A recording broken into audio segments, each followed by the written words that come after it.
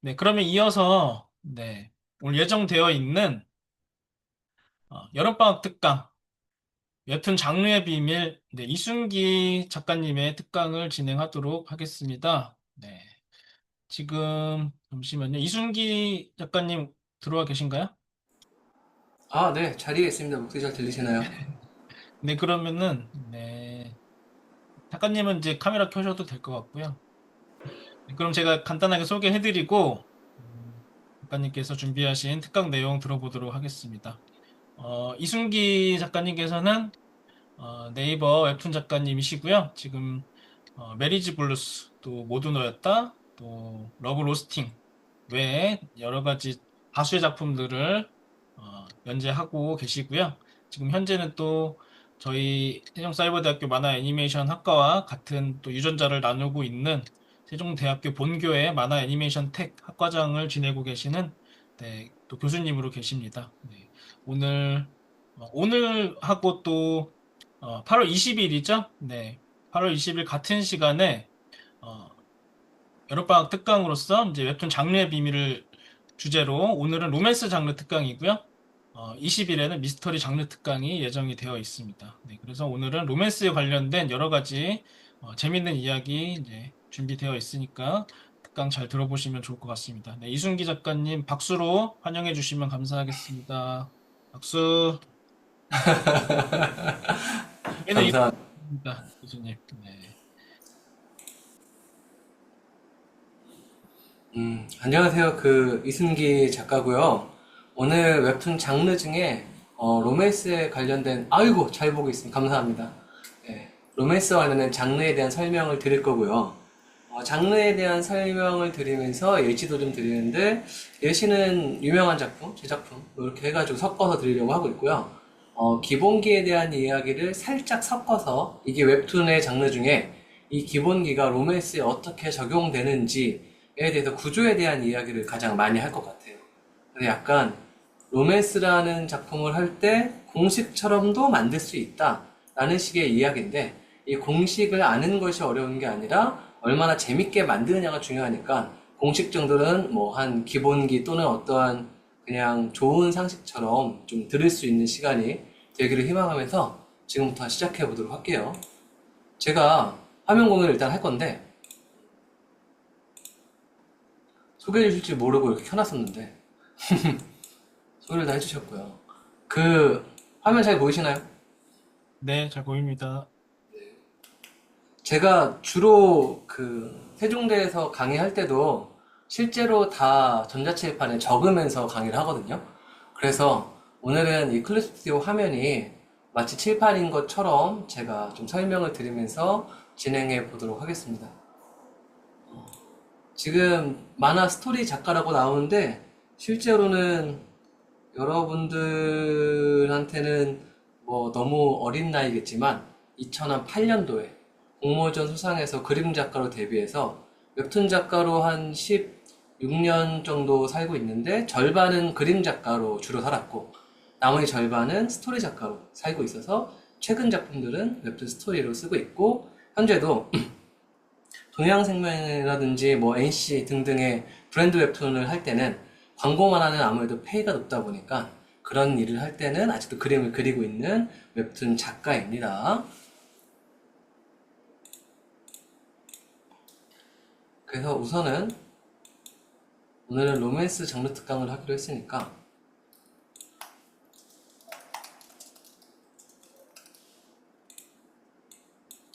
로맨스 장르를 학생들이 만들 때 가장 어려워하는 부분이 뭘까요?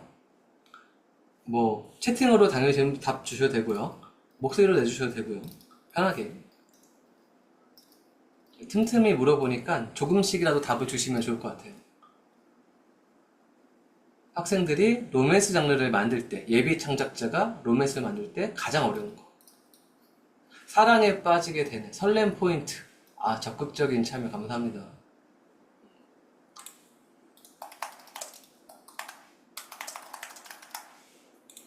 가 있다면, 요걸 실제로 학생들이 어려워하거든요. 사랑에 빠지게 되는 이유를 학생들이 표현할 때 주로 어떻게 할까요? 주로. 예비 창작자들은 로맨스에서 사랑에 빠지게 되는 이유 대단하십니다. 첫눈에 반함 이거죠. 그래서 정말 잘 만든 로맨스 장르의 1화는 어떤 댓글 달리냐면은 1화 내내 별다른 서사가 없어요. 그냥 여자 주인공이 요즘 여성향 로맨스가 좀 더 대세니까 여자 주인공이 어떠한 현실을 살고 있는지 쭉 보여주다가 1화의 마지막에 아주 드라마틱한 순간에 특별한 사건으로 남자 주인공과 딱 마주쳤는데 그 남자 주인공이 엄청 잘생겼어요. 아니 너는 하면서 끝나요. 그리고 어떻게 댓글 달냐면은 외모가 서사다. 이런 댓글 달리죠. 손가락 마디마디가 아름답다. 이런 턱선이 아름답다. 막 이런 댓글 달리죠. 그러면서 이 작품에 대해서 엄청나게 매력적이라고 느끼는 구성을 따라가는 로맨스 작품들이 실제로 있다 보니까 학생들이 1화에서 어떻게 하면 남자 주인공을 또는 이성의 주인공을 얼마나 멋지고 아름답게 표현할까를 고민해요. 근데 로맨스라는 장르 전체를 이야기해 보도록 합시다. 첫눈의 반함은 뭘까요? 이거는 강력한 호감이죠. 근데 여러분들이 첫눈에 특히 로맨스를 만들 때 학생들이 가장 어려워하는 부분이 뭐냐면은 사랑에 빠지게 만드는 걸 가장 어려워해요. 이게 학생들이 가장 어려워하는 로맨스를 실패하는 가장 큰 이유라고 생각이 듭니다. 그러면 어떤 일이 벌어지냐면은 첫눈에 반한 채로 1화를 시작했어요. 정말 드라마틱한 순간에 두 주인공이 만났어요. 그러면서 얘네 둘이 점점 시간이 흐를수록 너무나 좋아하는 모습으로 이야기를 풀어가고 있어요. 그러다면 어떤 일이 벌어지냐면은 쟤네 언제 서로 저렇게 좋아하게 됐음? 그러다가 좀 시간이 더 지나는데 서로 막 너무 그리워하고 절절한 모습을 일단 얘네 첫눈에 반했고 사랑에 빠졌어 라는 마음으로 작가가 표현하기 시작하면은 시간이 지나면은 쟤네 얼빠임? 이런 식의 이야기까지 막 달리거든요. 첫눈에 반함으로 사랑에까지 빠지게 만드는 방법에 적합하지 않다라고 하면은 과연 로맨스라는 장르는 사랑에 대한 이야기를 다루고 있는 장르인데 이 장르에서 첫눈에 반하게 만드는 방법을 뛰어넘어서 어떻게 하면 사랑에 빠지게 만들 수 있을까요?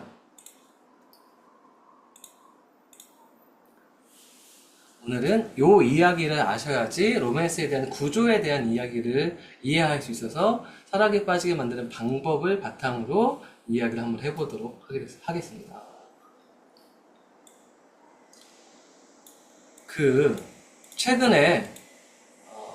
최근에 약간 그런 서사들이 인기가 좀 덜하고 있죠. 원래는 여성향 로맨스의 많은 작품들이 예전에 근 10년쯤 전에는 여자 주인공이 좀 공경에 처해요. 그러면은 일단 어느 재벌집 후계자, 어떠한 부자, 재벌, 능력 이런 것들 갖고 있는 남자 주인공이 딱 나타나서 그 곤란한 상황을 해결해줘요. 그러면서 이 상황 설정 속에서 서로를 도와주는 모습을 통해서 얘네가 정말 절절한 사랑을 하게 됨이었는데 요새는 그렇게 하면은 바로 큰일이 만들어지죠. 뭐냐면은 수동적인 여자 주인공 이 매력이 없어진 시대가 되었죠. 그래서 단순히 도움만 받는 여자 주인공을 묘사하는 시대는 지나갔어요. 그런 상황 설정으로 사랑에 빠지게 만드는 시대가 좀 지나가다 보니까 그렇다면 어떻게 사랑에 빠지게 만드는가? 그것도 하나의 방법이 되겠지만 그것도 그런 요소들을 아예 안 쓰는 게 아니라 서로를 구해주는 서사는 로맨스라는 장르에서 활용됩니다. 이게 메인이냐 메인이 아니냐 이 차이가 있을 뿐이지. 여러분들 이 구조를 설명하기 위해서 첫 번째로 설명을 하려는 요소가 뭐냐면은 시나리오, 스토리텔링의 기본 구조인 삼막 구조에 대해서 그래도 들어보셨다는 어떤 기초지식 정도는 조금은 갖고 있다는 감안을 가지고, 왜냐면 이 내용만 설명도 오래 걸리니까 이걸 바탕으로 좀 빠르게 압축 버전으로 짧게 설명하고 로맨스 장르에서 넘어가 보도록 할게요. 삼막 구조는 주로 간단하게 시작, 중간, 끝에 가깝습니다. 이마, 삼막.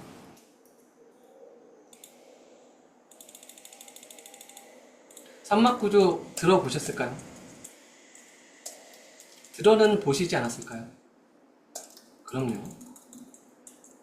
한막 구조에서 일단 저의 방식으로 저는 이제 대학원에서도 시나리오에 대해서 공부를 하다 보니까 저의 방식으로 저만의 활용법을 원론에 기반해서 풀어낸 게 조금 있습니다. 그거를 바탕으로 설명을 드릴게요. 이야기가 예를 들어서 웹툰의 1화예요. 또 웹툰의 1, 2, 3화예요. 이야기가 시작되면은 가장 먼저 나와야 할 게 뭘까요? 이야기의 시작에 제일 먼저 나와야 할 거.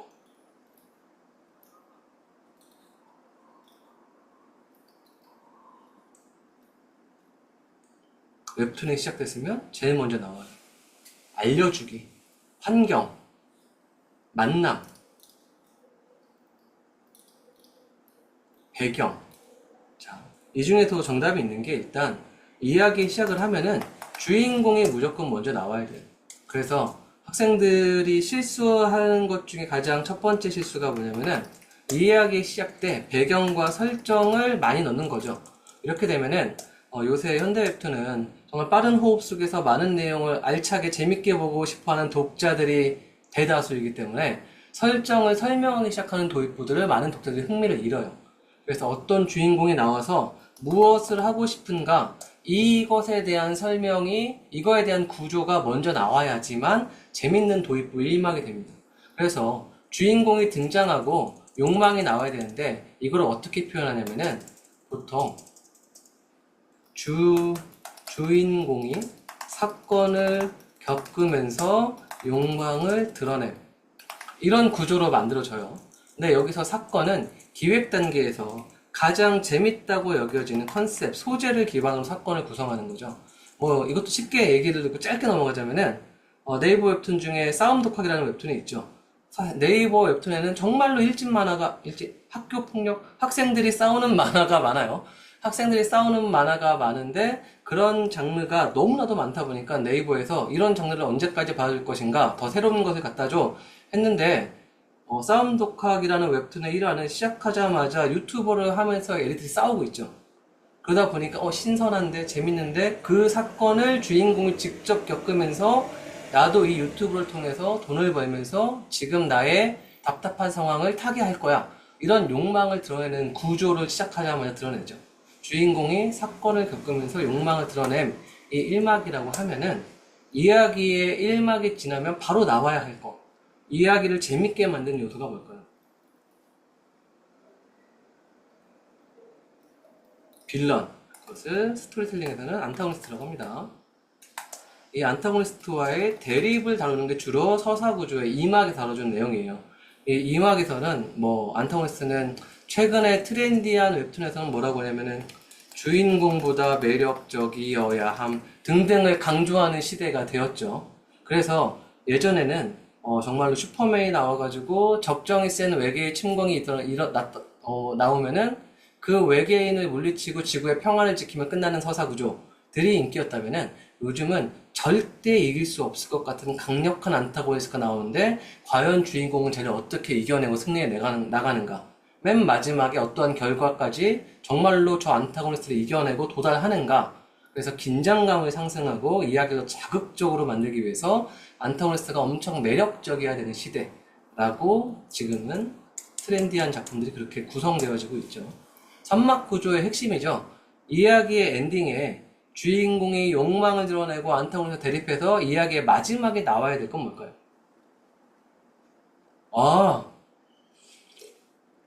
훌륭한 학생들이 많군요. 주제가 늘어나야겠죠.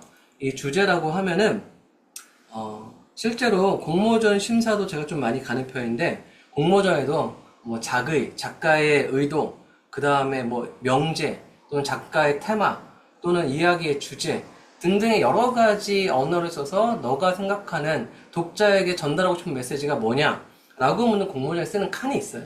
그것들이 전부 다 주제를 묻는 칸인데 이 주제는 기왕이면 공모전에서 조금 더 유리한 평가를 받고 싶다면은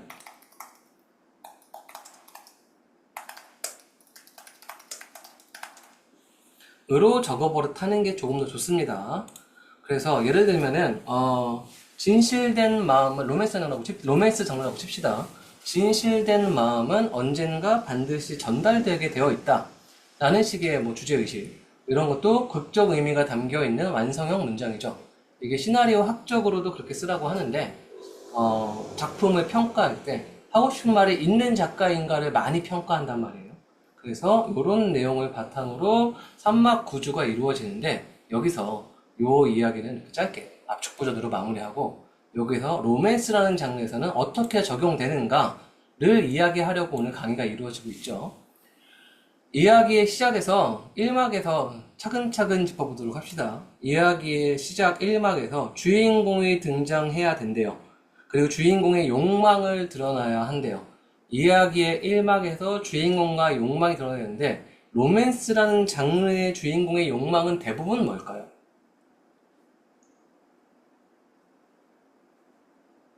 그쵸? 사랑하고 싶다를 그대로 대사나 독백으로 표현하면은 아주 유치한 장면이 되죠. 그래서 작가들은 대부분 로맨스의 1막에서 주인공이 참 사랑하고 싶은데 이걸 어떻게 표현해야지 재밌을까를 고민할 때 지금 곽은혜 학생이 말한 것처럼 외로움이라는 키워드로 주인공의 욕망을 많이 표현합니다. 그래서 실제로 로맨스라는 장르에 대한 스토리텔링에서 이야기하는 것 중에 로맨스라는 장르는 작가가 외로움을 얼마나 섬세하게 표현하는가에 달려있는 장르다 라는 이야기들이 각종 서적에 쓰여 있어요. 외로움을 어떻게 표현할 것인가. 제가 정말 재밌게 본 작품 중에 너무 오래된 작품이라 서재일 교수님만 알고 있을 수도 있는데 그 브리짓 존스의 일기라는 아주 옛날 영화가 있어요. 근데 정말 제가 재밌게 본 도입부의 1막이 요새 현대 웹툰에서 많이 요구되는 도입부예요. 뭐냐면은 이야기 시작하면은 뉴욕 같은 아주 번화한 도시에서 르네 제리거라는 여자 주인공이 고층의 아파트에서 불을 꺼놓고 창밖은 화려한 도시인데 혼자서 그래 알고 다행입니다. 혼자서 TV 속에서 All by myself라는 옛날 노래가 있어요. 그게 나오는데 그거를 온 힘을 다해서 립싱크를 해요. 그 장면이 꽤나 우스꽝스럽습니다. 그리고 노래가 딱 끝나면은 TV를 딱 꺼요. 불 꺼진 집안, 그 다음에 TV만을 꺼져서 완벽한 어둠, 창밖은 아주 화려한 뉴욕이라는 도시, 그 안에서 립싱크를 신나게 하고 TV를 끄고 아주 축 처져서 침대에 웅크리듯이 앉아있는 여자 주인공. 그러면서 작품의 오프닝이 딱 시작이 되거든요. 이 영화도 경쾌하고 즐거운 것으로 포장해서 이 캐릭터가 얼마나 외로운지를 표현하느라고 작가가 엄청나게 머리를 쓴 오프닝을 만든 거예요. 주인공이 이 캐릭터가 이 화려한 도시 속에서 이만큼 외롭게 지내고 있어. 이거를 설명을 재밌게 하려고 하는 거죠. 이 이야기에 제가 설명드리는 아주 좋은 힌트가 있는데 외로움이라는 키워드를 설명할 때 외로움이란 기본적으로 부정적인 단어죠. 현대 독자에 대해서 생각을 해봅시다. 현대 독자는 이미 사회를 살면서 어둡고 우울하고 좀 요즘은 정말 우울함을 많이들 느끼죠. 그리고 외롭고 고독하고 그러면서 같이 있어도 외롭고 혼자 있어도 외롭고 여러 가지 어려운 상황 속에서 공부도 하고 일도 하고 알바도 하고 회사도 다녀야 되고 이런 각박한 생활 속에 살고 있는데 그러다가 틈날 때 나의 유희를 위해서 웹툰을 열었는데 웹툰에서 외롭고 우울하고 축 처진 주인공이 나와요. 보고 싶을까요?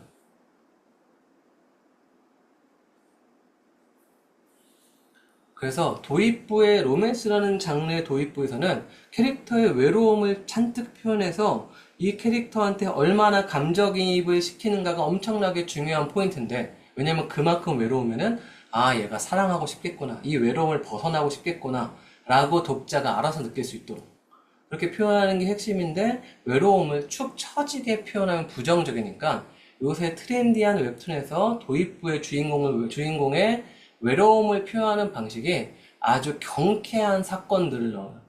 그래서 우울함 대신 분노를 하고요. 축 처져 있는 모습 대신 짜증과 화를 냅니다. 그래서 그 장르의 그 외로움을 겪고 있는 주인공이 아주 축 처진 다운된 정서로 느릿느릿하게 감정을 겪는 것이 아니라 화도 내고 짜증도 내고 이 사건을 겪으면서 당황도 하고 이러면서 캐릭터가 상당히 외로운 상태를 경쾌하게 보여주려고 애쓰는 게 요즘 도입부에서 주인공의 외로움을 표현하는 방식이라고 이해를 해주시면 돼요. 그 캐릭터가 결국에는 이만큼 외롭고 이 외로움을 벗어나고 싶어 해. 이렇게 표현되는 게 로맨스라는 장르의 1막에서 작가가 해야 될 일입니다.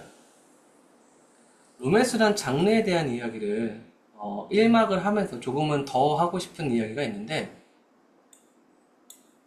요즘 어, 웹툰에서 로맨스 장르가 얼마나 될까요? 웹툰이 요일별로, 네이버 웹툰 같은 요일별로 100개가 있더라고요. 100개 너무 많은 거 아니에요? 그러면 7일이면 700개고요. 거기에다가 메일 플러스까지 합하면 거의 1000개 가까이 되는 이런 장르 속에서 로맨스라는 장르는 네이버, 카카오, 리디, 레진 등등 바탕으로 해서 거의 한 절반 정도를 차지하고 있는 것 같아요. 로맨스라는 장르는 놀랍게도 웹툰만이 아니라 만화, 드라마, 영화 등등의 컨텐츠라는 시장이 만들어지면서 대부분 다 이 로맨스라는 장르를 독자들이, 컨텐츠 소비자들이 좋아하기 시작했고, 단 한 번도 인기가 없었던 시대가 없었던, 늘 인기 있었던 장르가 로맨스예요. 로맨스가 양산형도 있지만, 양산형이 아닌 로맨스들도 특히 올해 작년에는 정말로 네이버에 연재가 많이 되고 있거든요. 그러다 보니까 최근에는 로맨스가 양산형에 지쳤다고 약간 좀 독특한 로맨스도 이렇게 표현해내는구나 정도로 로맨스 장르가 너무나도 많이 만들어지고 있는데, 그 이유가 뭘까요? 왜 세상의 모든 컨텐츠 소비자들은 로맨스란 장르를 이렇게 좋아할까요? 국내 드라마에 그런 말 있죠. 제발 사랑 얘기 좀 하지 마라. 왜 미스테리로 잘 가다 맨 마지막에 사랑하냐. 컨텐츠 소비자 좋아해서. 근본적인 감정이고 보편적인 감정이고 사랑하고 싶은 욕망이 있지 못해서 그런 걸 못하면 사람은 어떨까요? 대부분의 사람이 외로움을 겪고 있기 때문에 로맨스라는 장르가 인기 많다고들 합니다. 외롭지 않은 사람이 세상에 별로 없는 거예요. 근데 이렇게 얘기를 해볼게요. 예를 들어서 여러 사람들과 연애도 해보고 다양한 경험도 있고 정말로 사랑을 좋아해서 늘 누가 옆에 있어야 되는 사람이었다고 칩시다. 그런 사람은 안 해로울 거예요. 단 한 번도 사랑을 하지 못해서 세상에 별로 사랑은 관심 없어. 그런 사람은 안 해로울 거예요. 마지막으로 난 여러 사람 아니어도 돼. 한 사람하고만 사랑해도 돼. 그래서 한 번 연애를 하면 아주 장기간 오랫동안 하는 사람들도 있죠. 그렇게 오랫동안 연애하는 사람은 과연 안 외로울까요? 무차는 이렇게도 얘기하죠. 가장 외로운 건 연인이 있을 때 외로운 게 세상 제일 외로운 거다. 라고도 이야기하죠. 그래서 대부분의 사람들이 외로움을 느끼면서 살아가는 게 현대 시대이기 때문에 로맨스라는 장르가 인기가 많아요. 근데 로맨스라는 장르의 근본적인 인기의 원인이 외로움이라고 칩시다. 근데 이야기의 시작의 도입부에서 창작자가 해야 될 것이 외로움이라는 구조에 대해서 주인공한테 잘 설정을 해가지고 주인공이 겪고 있는 사건을 다 보고 나면 주인공이 엄청 외로움을 느끼는 모습을 보면서 그걸 벗어나고 싶어하는 주인공을 보여줘. 그러면은 현대의 외로움을 느끼고 있는 많은 컨텐츠 소비자들이 감정이입하기 너무나도 유리한 감정선을 건드려 주는 게 되는 거죠. 그래서 도입부에 왜 외로움을 잘 표현해야 되는가, 로맨스라는 장르가 왜 인기 있는가, 이 역시도 이 외로움이라는 감정을 기반하고 있다고 설명을 드리고 있는 건데, 주의할 점은 늘 이야기하지만 외로움이라는 감정이 좀 다운되는 감정이라고 해서 부정적이고 적막하게 표현하면 안 된다는 거. 그러면은 느릿느릿하고 지겨운 구조에, 피곤한 구조에 독자들이 떠나간다는 거. 어떻게 하면 경쾌한 사건 속에서 캐릭터를 외롭게 만들까를 고민하는 게 로맨스라는 장르의 1막이라고 정리할 수 있을 것 같아요. 자, 2막까지 가봅시다. 로맨스란 장르의 안타고니스트라고 하면은 주인공의 욕망을 가장 강력하게 막아서는 요소를 안타고니스트라고 해요. 그렇다면은 주인공의 욕망을 가장 강력하게 막아서는 로맨스의 안타고니스트는 뭘까요?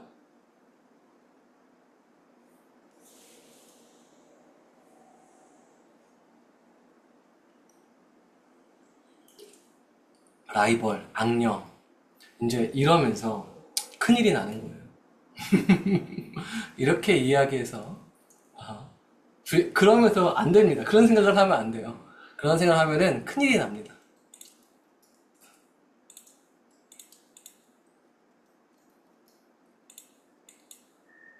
자, A라는 주인공이 있다고 칩시다. 이 주인공이 B를 주인공의 멘토가 왜 안타고니스트가 되죠? 이 B를 좋아해요. 이 B를 좋아해서 이 둘 사이가 잘 사랑으로 이루어지길 바라는 욕망을 품고 있는 외로운 주인공 A가 있습니다. 근데 이런 구조에서 악녀 또는 라이벌 또는 제3의 캐릭터를 어떻게 설정하냐면은 A는 B를 좋아하는데 B는 C를 좋아하죠. 이런 구조를 로맨스에서 많이 봐요. 근데 여기서 가장 큰 실수, 그리고 또 알고도 하는 실수, 창작자들이 만들다가 예비 창작자들이 또 로맨스에 익숙하지 않은 작가들이 만들다가 하는 실수가 뭐냐면은 A가 B를 좋아해서 B랑 잘 되고 싶은데 알고 보니까 B는 C를 좋아해. 그러다 보니까 작가가 이것을 해결하기 위해서 A가 C를 제거하는 서사를 만듭니다. C가 없어져요. 그럼 B가 A 좋아합니까? 이 문제가 절대 해결되지 않죠. 그러다 보니까 이 C를 없애는 서사를 하다 보면 어떻게 이야기가 흘러가냐면은 뭐 A의 미스테리 멜로 복수극 또는 A와 B가 결국 우정으로 끝나는 버디물 이런 식의 이야기의 서사로 많이들 흘러가요. 그러다 보니까 A와 B라는 캐릭터가 사랑할 틈도 없이 A는 질투하기 바쁘고 짝사랑하는 상대가 자신을 안 맞아서 외로워하기 바쁘고 그러다가 C를 어딘가에 전학을 보내든 또는 미스테리라고 치면 큰 일을 치르든 아니면 C한테 B와 오해 사게 만들어서 둘 사이가 와해되게 유도하든 이런 일에 집중하는 서사로 이음악이 흘러가 버리면은 이 이야기는 절대 로맨스가 만들어지는 게 아니죠. 결국 둘 사이에 외로움이라는 요소가 해결되는 서사를 만들어줘야겠죠. 그래서 대부분 로맨스라는 장르의 안타고니스트는 물리적인 어떠한 악녀, 적보다는 캐릭터의 심리에 있는 경우가 상당히 많이 있습니다. 내가 누군가를 좋아할 만한 사람인가로 성장해 나가는 서사라고도 이야기를 하는 게 아주 고전적으로 멜로라는 것을 정리해놓은 시나리오 서적이 어떻게 쓰냐면은 멜로라는 장르는 스스로 알을 깨고 나와서 타인과 유대관계를 형성하는 장르이다 라고 설명해놓은 서적의 글귀가 있을 정도로 스스로가 어떻게 알을 깨고 날 것에 솔직한 모습을 상대한테 온전하게 보일 수 있는가 라는 내면의 두려움을 뚫고 나오는 이야기라고도 이야기를 많이 합니다. 그래서 로맨스라는 장르와 성장 서사가 상당히 많이 유기적으로 연결된 작품들이 상당히 많죠. 처음에는 주인공이 상당히 외로운데 외로움을 느낄 만큼 사회적으로 어느 정도 단절되어 있어요. 그런데 이 단절되어 있는 스스로가 누군가에게 사랑받고 사랑하기 위해서 사회적으로 좀 소통하고 스스로 조금 더 나은 모습을 보여주기 위하고 상대방 좀 더 매력적인 모습을 보여주기 위해서 스스로 발전하고 내면의 못난 모습을 좀 갈고 닦고 상대방의 소통이 자연스러워지고 이러면서 그 상대방이랑 소통하다 보니까 자신의 외로움이 좀 와해되고 없어지고 그러면서 내면의 성장이 로맨스와 이루어지는 하나의 촉매, 어떠한 족쇄를 끊어내는 단계 이런 식으로 이야기의 이막에서 주인공의 심리를 극복하는 과정이 상당히 많이 표현됩니다. 그래서 이 심리를 표현한 다음에 이 심리를 이겨내서 상대방과의 서로의 외로움이라는 과정을 소통하는 서사를 만드는 게 이막에서 가장 중요한 포인트인데 작가들이 진짜 많이 하는 이야기 중에 하나가 맞아요. 그런 서사입니다. 예를 들어서 보통 요새 웹툰은 50화, 신인은 30화 계약하지만 기성 작가들은 50화 계약을 하거든요. 50화 완결이라고 칩시다. 이게 1화라고 치고 그럼 작품이 다 그렇진 않지만 많은 로맨스 작품들이 한 45화 내외까지는 캐릭터들이 서로 진정 사랑하고 있음을 깨닫고 사랑이 이루어지지 않아요. 그럼 이 사이에 로맨스 작가들이 하는 이야기가 뭐냐면은 로맨스 작품 쓰려면은 작가가 약간 사이코패스여야 돼. 막 이런 얘기를 해요. 왜냐면은 첫눈에 반하게 만들죠, 도입부에서. 그 다음에 외로움을 깊게 공감하게 만들어 놓고 서로가 외로움을 채워줄 수 있을 것 같은 도입부를 만들어놔서 서로가 같이 있을 때는 외롭지 않은 듯이 이야기를 풀어나가고 있어요. 근데 이들이 이야기의 엔딩이 아름다운 사랑으로 끝내려면은 사랑이 완성되면 안 돼. 그러면은 이 캐릭터들이 갖고 있는 캐릭터 설정할 때부터 갖고 있는 캐릭터들이 갖고 있는 결여, 외로움의 원인 이것을 바탕으로 이야기의 한 10화부터 45화까지 캐릭터들을 서로 음해하게 만들고 서로 오해와 갈등으로 어긋나게 만들고 서로 만나지 못하게 만들고 물리적으로 떨어뜨리게 만들고 그러면 서로 못 봐서 애달프게 만들고 그러면서 더 외로우면 서로 그리워하게 만들고 이런 과정을 열심히 풀어냅니다. 그리고 맨 마지막에 드디어 만나서 행복해진 서사. 모든 작품이 이렇지 않지만 이런 작품들이 이런 구조들이 상당히 많이 있죠. 그래서 이야기의 이막에서 이 과정을 서로 못 만나게 사랑에 빠지게 만들어 놓고 못 만나게 하면서 이야기를 끌어가야 하기 때문에 작가가 좀 나빠야 한다 라고 표현하는 장르가 로맨스 장르가 주로 많이 그래요. 그래서 제가 학생들 작품 피드백할 때도 조금 더 못되게 굴어라는 말을 많이 해요. 캐릭터들이 너무 쉽게 서로를 인정하고 사랑하게 만들면은 이들의 사랑의 깊이도 얕아져. 이런 이야기를 많이 합니다. 캐릭터끼리 언제 이렇게까지 사랑하게 됐어라고 되묻기도 해요. 왜냐면은 이들이 처음에 외로움을 느껴요. 그리고 첫눈에 반했는데 외로운 캐릭터들이 첫눈에 반하면서 작가가 설정한 특정한 사건을 통해서 같이 있으면서 이상하게 같이 있으니까 덜 외롭네? 이렇게 내 외로움을 조금 더 드러내도 얘는 이해해주네? 서로 마음을 통하게 만들어 놓고 그 다음에 떨어뜨리잖아요. 그러면은 서로가 이런 세상에서 가장 나쁜 게 줬다 뺏는 거라고 하는데 마음속에 외로움이 이렇게 있어요. 사람이라고 칩시다. 여기에 여자 주인공의 어떤 마음인데 공허한 마음인데 남자 주인공이 들어와서 이 외로움이라는 마음을 이렇게 채웠어요. 근데 작가가 한 15화쯤에 이거를 하나씩 이렇게 빼기 시작하는 거예요. 그러면은 이 마음이 처음 그대로가 아니라 더 크게 외로워진 것 같이 느낍니다.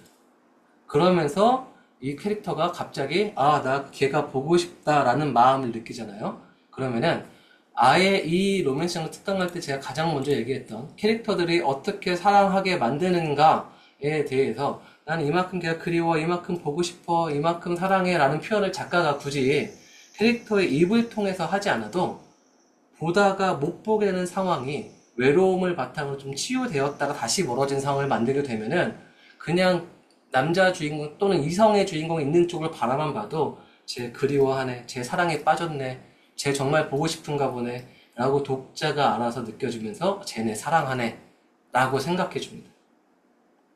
그래서 로맨스라는 장르에서 주로 주인공의 마음이 통해서 같이 있다가 다시 떨어뜨리는 서사를 물리적으로, 구조적으로, 공간적으로 떨어뜨리는 서사 또는 심리적으로 오해해서 심리적 거리감을 멀어지게 만드는 서사 이런 것들을 이막에서 많이 표현하는 거예요.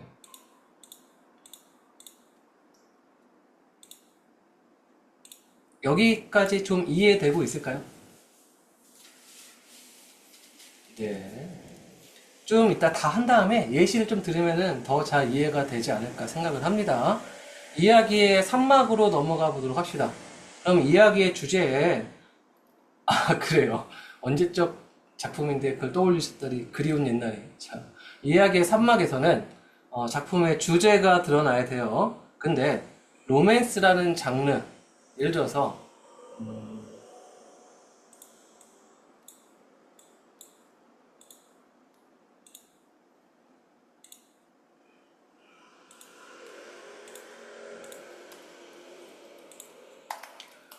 기획안을 검토하다 보면은 작품의 주제, 작가의 어떤 의식이, 철학이, 작가의 메시지가 담겨져 있는 완성형 문장.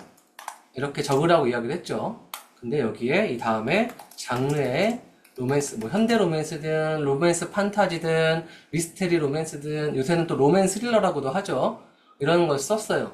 근데 여기 이렇게 적어놓고 주제를 어떻게 적냐면은, 주인공의 어떠한 아픔은 이러한 치유를 통해서 극복된다 라고 적었다고 해줍시다. 그럼 이거는 로맨스란 장르의 주제의식은 아니에요. 이런 실수를 상당히 많이 합니다. 그리고 이런 실수를 하게 되면은 작가 스스로 함정에 빠져요.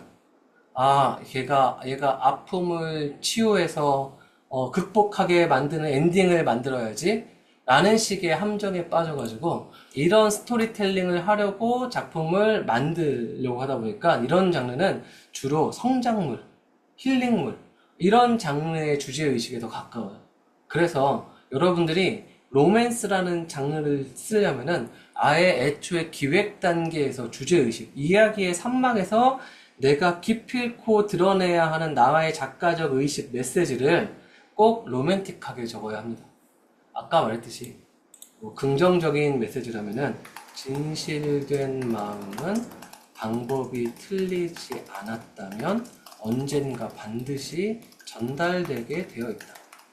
또는 진실된 마음일지라도 그 마음을 계속하여 표현한다면 상대방에게는 어떠한 집착, 폭력이 될 수 있다.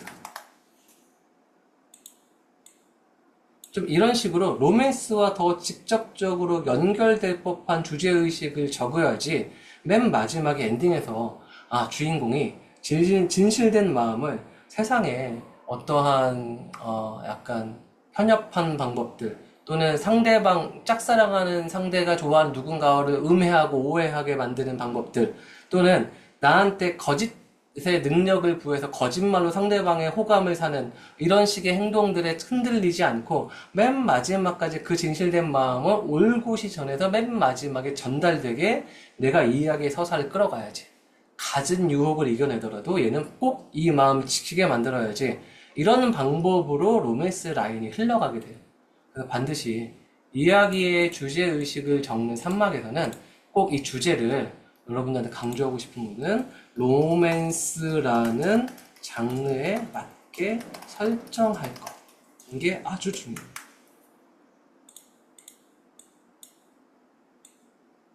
그래서 제가 했던 작품 중에 그 모두 너였다라는 웹툰이 있어요. 최근에 갑자기 완결된 지 한 2년 정도 됐거든요. 최근에 갑자기 댓글이 관심 독자가 촥 늘어서 무슨 일이지 하고 났더니 유튜브 쇼츠를 누가 어떤 외국 독자분이 올리셔가지고 링크 타고 들어와서 갑자기 댓글이 좀 늘었더라고요. 근데 그 이야기의 마지막에서는 주인공이 클론과 사랑에 빠져요. 근데 그 클론이 원래 인간이었다가 클론이었다가 CPU만 빼서 복제 인간이었다가 CPU까지 박살나가지고 어떻게 영혼이 들어와서 복제 인간인데 영혼이 들어와 있다거나 여러 가지 반전에 반전을 겪은 다음에 맨 마지막에 그 두 주인공이 로맨스로 연결되는 서사를 갖고 있거든요. 근데 여기는 클론도 나오고 어떤 클론의 인권에 대한 이야기 그리고 사람의 존재에 대한 이야기 약간 철학적 역도를 좀 좋아해가지고 그런 식의 약간 인간 자체의 내면에 대한 이야기 이런 것들 좀 다뤄내고 있는데 맨 마지막까지 방향성을 흔들리지 않았던 이유가 주제를 제가 나름 로맨틱하게 잡았습니다. 상대방과 마음이 더 사랑에 연결되는 지점은 또 외형, 어떠한 CPU, 물리적인 어떤 것, 이런 것이 아니라 그 사람과 지냈던 기억과 추억, 감정들이다라는 식으로 제가 로맨스에 대한 주제의식을, 작품의 주제의식을 잡았거든요. 맨 마지막에 그 캐릭터가 클론으로 오든 복제인간으로 오든 다 죽고 동물로 환생하든 어떤 존재로 오더라도 같은 기억과 같은 영혼을 담고 있는 존재라면은 이것의 사랑이 연결되어짐이 당연함이라는 주제의식을 끝까지 끌어가려고 애쓴 작품이에요. 결국 주제라는 것은 작가가 작품을 풀어야 할 때 이야기가 산으로 가고 흔들리지 않게 만들어주는 거거든요. 그런 역할을 여러분들이 애초에 기획 단계에서 주제라는 것을 로맨스라는 장르에 맞게 설정을 해야지만 이야기를 끌어가다가 갑자기 서브 남주가 주인공을 너무 흔드는데 댓글에 서브 남주에 대한 응원의 댓글이 너무 많아. 나도 서브 남주가 애착이 막 자꾸 가. 서브 남주랑 이어지게 만들어 볼까 하는 흔들림이 없죠. 왜냐면 내가 가야 할 목적지가 있으니까. 그리하여 주제는 반드시 로맨스에 맞게 플러스로 확고하게 작가가 풀어내서 기억하고 있어야지만 이야기가 산으로 가지 않고 마지막까지 제대로 도달하게 됩니다. 라는 것까지도 강조하고 싶었습니다. 여기까지 이해되었을까요? 전체 구조에 대한, 지금 다음은 예시로 좀 넘어가려고 하는데, 전체 구조에 대한 혹시 질문이 있을까요?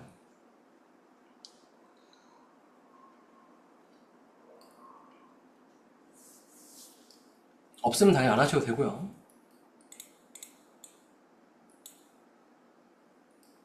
그거는 로맨스란 장르만이 아닙니다. 로맨스란 장르만 그러면 되는 게 아니라 대부분의 작품들은 이야기의 중간에 결말을 안 바꿔요. 대부분이라고 말하는 거는 바꾸는 작품들도 간혹가다 있죠. 근데 이야기를 작품을 기획 단계에서 시작할 때부터 나는 어떠한 메시지를 가지고 어떠한 꼴에 도달할 수 있도록 나는 이 작품을 기획해서 끌어갈 거야 하기 때문에 이야기의 중간에 대부분 결말을 잘 바꾸지 않아요. 그렇기 때문에 초반에 시놉시스, 그 다음에 삼막구조, 캐릭터 설정, 주인공의 욕망 이런 것들을 잘 설정해 놓고 작품에 들어가야지 훨씬 더 안정적으로 작품을 만들 수 있게 되는 거죠. 로맨스는 클리셰가 고정되어 있다고 하는데 여러분들 이 이야기를 힌트를 하면은 좀 도움이 될 것 같은데 웹툰이라고 생각해 봅시다. 제가 참 작가주의적인 작가였거든요. 그래서 제가 가장 좋아하는 장르 미스테리, 스릴러 이런 것들을 가장 좋아해요. 그리고 로맨스보다는 좀 더 어려운 정통 멜로라는 장르를 좋아해요. 근데 그런 작품들을 한 7, 8년간 하는 동안 사실 돈을 잘 못 벌었어요. 그래도 다 연재는 받아서 연재는 계속 했지만 돈은 잘 못 벌었죠. 근데 이 클리셰라는 것에 대해서 제가 생각을 달리하고부터 조금 더 상업적인 작품이 재밌어진 것 같아요. 제가 작년인가? 재작년인가? 했었던 눈물의 여왕이라는 작품 혹시 기억하세요? 눈물의 여왕이라는 작품을 보면은 거기에 시작하자마자 여주인공이 암 걸려요. 재벌집 자식이에요. 그리고 이야기의 중간에 교통사고 나요. 이런 것들이 막 나오잖아요. 교통사고, 암 걸리고, 그 다음에 재벌 나오고. 클리셰 가득한 설정이죠. 근데 이야기 시작할 때 보면 다른 이야기 같아요. 얼마나 클리셰를 작가만의 해석을 넣어서 신선하고 재밌는 작품으로 표현을 하고 있는가, 거기에 웹툰이라는 대중예술의 키가 있다고 생각을 합니다. 이건 로맨스뿐만이 아니라 이 세계 차원의 게이트 열리는 판타지, 그리고 회빙한, 환생하는 이야기들, 다 클리셰가 있죠. 이 클리셰를 어떻게 표현하는가를 계속 보세요. 그러면은 클리셰 갖다 쓰면 성공하겠지. 이거는 정말 오만한 생각. 클리셰를 얼마나 잘 써야지 대중예술에 적합한 작가가 되는 것인가. 이 노력도 어마무시한 노력이 들어가요. 근데 이것을 절대 우습게 여기면 안 됩니다. 클리셰를 좀 비꼬고 다르게 표현하고 거기에 변화를 주고 그런 걸 바탕으로 이야기를 서사구조를 재밌게 만들고 캐릭터의 표정을 더 재밌게 만들고 캐릭터의 외형을 좀 더 재밌게 만들고 하다못해 캐릭터의 의상, 디자인 그리고 어떠한 문신, 타투, 신발, 구두까지도 신경 쓰거든요. 파괴보다는 비틀기, 새로운 시선, 작가만의 해석 그런 것들로 대중한테 익숙한 클리셰를 작가의 독특한 해석으로 더 재밌게 전달한다. 이것도 엄청나게 좋고 재밌는 미션이 됩니다. 웹툰은 어쩔 수 없이 대중예술에 속해 있어요. 그 안에 작가주의적인 작품이 있고 그 안에 상업적인 작품이 있는 겁니다. 최소한의 대중적인 시선을 통과하려면 클리셰라는 것을 어떻게 써야지라는 창작자의 개념이 조금 잘 잡혀져 있어야지 그 안에서 작가주의적인 작품도 할 수 있다고 생각을 합니다.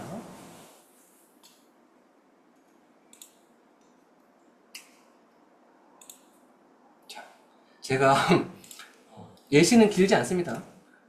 이 이후에 지금 제가 10시 한 15분에서 20분 정도까지 설명할 건데 예시 하나 하고 좀 재밌는 사례 하나 이야기하고 시간을 끌어가려고 하고 있어요. 예시는 제가 했던 작품 중에 이게 딱 때마침 원래 이거 말고 지금 연재가 최근에 완결된 1, 2주 전에 완결된 러브로스팅 이야기를 하려고 했는데 클리셰라는 키워드가 떠오르자마자 이 예시를 좀 드리고 싶었어요. 이 작품이 있는데 이 작품은 저한테 약간 시작할 때 약간 거부감이 있었어요. 이거 원작이 있는 작품인데 각색이 아니라 이 소재를 갖고 와서 새로 쓰고 싶어가지고 지금 이 작품 웹툰 들어가도 각색으로 들어가 있지 않고 스토리 이순기 이렇게 들어가 있어요. 근데 이 작품을 보면은 또 다른 사랑이라는 작품이 원래 원작을 보니까 시작하자마자 주인공한테 살인사건이 일어나서 과거에 그리고 약간 사이코패스 나쁜 놈 나오고 주인공은 그 아픔을 과거에 두고 있고 현실에 살아가는 외로운 여자 주인공인데 얘한테 재벌집 전 세계 호텔 체인의 후계자가 나타나가지고 서로 어떤 특별한 사건을 만나요. 그러면서 이 나쁜 놈, 사이코패스 악당, 과거에 어떤 주인공의 가족한테 피해를 줬던 애, 걔를 이겨내는 서사구조 막 끌어가고 있는 거예요. 아, 이렇게 클리셰 가득한 거 나 진짜 하고 싶지 않아. 나 이거 다 고쳤을 거야. 해가지고 원작가님한테 승인을 받고 정말로 소설가 정말로 많이 한 80% 이상 다르게 쓴, 그래서 스토리 작가로 아예 계약을 하고 그 작품이 또 다른 사랑이라는 작품인데, 이 작품을 쓸 때 이 클리셰를 완전히 없애지 않고 나라는 작가가 이 로맨스라는 작품을 얼마나 상업적으로 좀 더 바꿔 쓸 수 있을까라는 고민을 했었던 작품입니다. 여기에 제이라는 여자 주인공이 나와요. 이 주인공은 1막에서 외롭습니다. 왜냐면은 과거에 가족을 잃은 사건에 대한, 과거 사건에 대한 트라우마를 갖고 있어요. 그러다 보니까 얘는 사람을 믿지 못해요. 그러다 보니까 관계 속에서 늘 깊은 관계를 형성하지 못하는 여자 주인공이 나와요. 이 주인공한테는 조프라는 전 세계 호텔 체인의 후계자고 거점이 미국이고 스페인에 출장을 갔는데 거기서 여자 주인공을 만나거든요. 근데 얘가 또 하필이면은 한국인 호녀라예요.